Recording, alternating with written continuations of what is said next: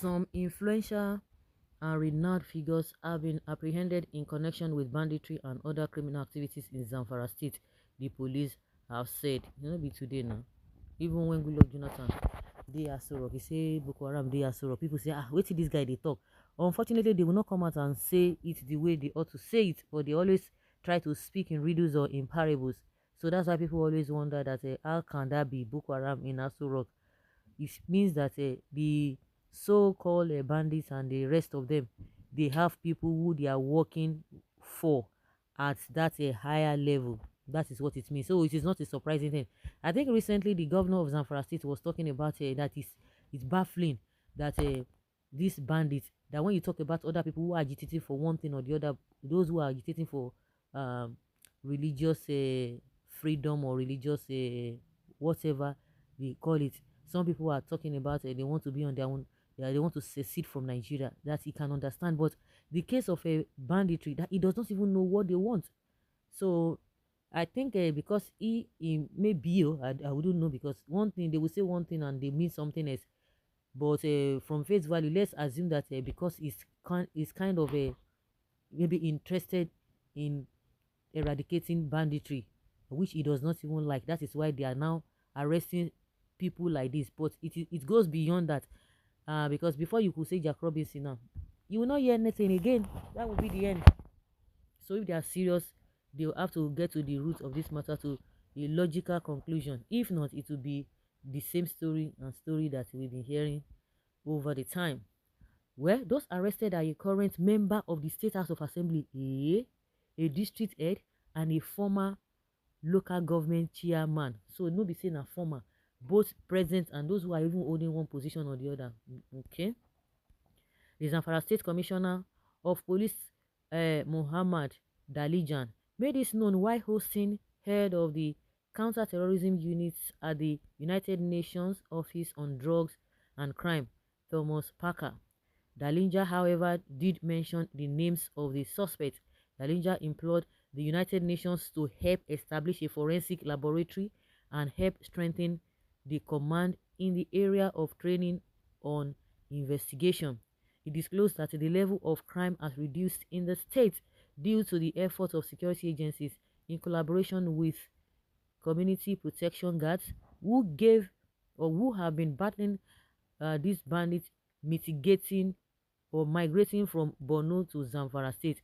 The state police boss urged the visiting UNODC counter-terrorism unit head to assist Zamfara State in fighting insecurity. Okay.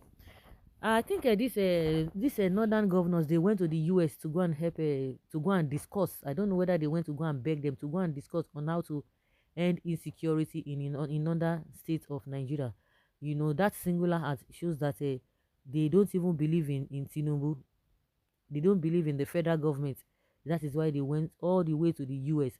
Because the reason why I said is when they are now calling the UN to help them establish a forensic laboratory and strengthen the command in the area of training, go and ask them how much they are budgeting for security. These guys are the ones who are getting security votes. So what do they do with them? Because from the constitution they said no, they cannot give account on how they spend the money. Before you to have this kind of insecurity, because people are still complaining about insecurity, you know, at that higher level, they are still complaining about it. Yet you see people who are getting almost 600 or 500, 300 million naira every month for security, yet you still have insecurity in Nigeria. So what do you have to say to that? You know, they have created a lot of problems in this country.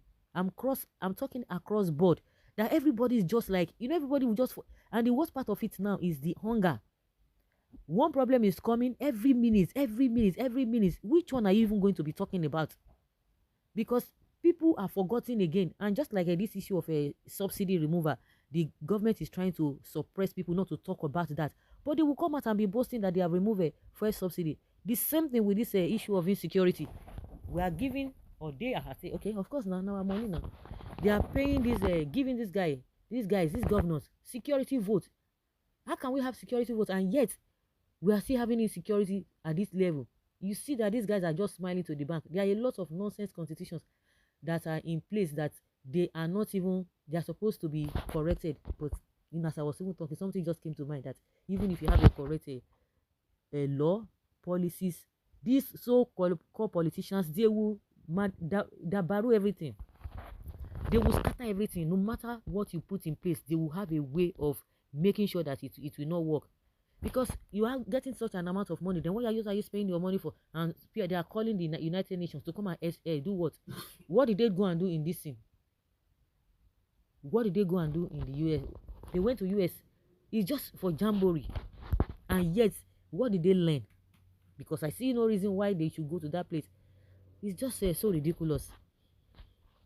Now, one thing again is that, okay, yeah, he disclosed that the level of crime has reduced in the states due to the efforts of the security agencies.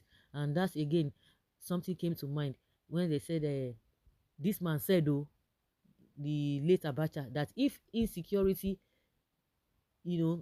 passes 24 hours, that just know definitely that the government is away. Of course, you can't say, you can't rule that out. If somebody who is a member of House of Rep is being arrested for banditry, so what are you talking about? They are aware, and it's a big business, and we are just deceiving ourselves in this country. We play too much. We need to tell ourselves the home truth. I always remember that statement. This guy is always making that statement. Rufai Oseni of Arise TV. He said we need to tell ourselves the home truth. We know they tell ourselves the truth. If we don't tell ourselves the truth, but it's just like a mere slogan. So I better go and sit down. Well, why are they doing this? Let people not hide in the guise of politics to destroy this country. I commend police for that laudable achievements. These northern Muslims are just so wicked and evil to themselves. If the police can investigate more, their governors and federal lawmakers could also be involved. I know wickedness is everywhere, but for them it is business and fun. Demons in human flesh.